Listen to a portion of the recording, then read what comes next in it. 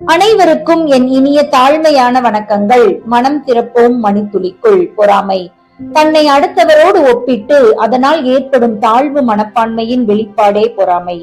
பகைவரால் வரும் அழிவை விட அதிக அழிவை பொறாமை தந்துவிடும். பொறாமை எண்ணம் உள்ளவர்களுக்கு வெளியே இருந்து துன்பம் வர தேவையில்லை. அவர்களிடம் இருக்கும் பொறாமை எண்ணமே போதுமானது. பொறாமை கொள்வதால் நாம் மன அமைதி, நம்முடைய பொன்னான நேரம் மற்றும் வளர்ச்சிக்கு தேவையான தன்னம்பிக்கை, இவை மூன்றையும் இழந்து விடுகின்றோம். தன்னால் முடியும் என்று நினைப்பவர்கள் என்றுமே பொறாமைப்பட மாட்டார்கள். வெற்றி பெறவும் வாழ்க்கையில் முன்னேறவும் மட்டுமே முயற்சி செய்வார்கள். திறமையற்றவர்களும் இயலாதவர்களும் தான் பொறாமையிலே புதைந்து போவார்கள்.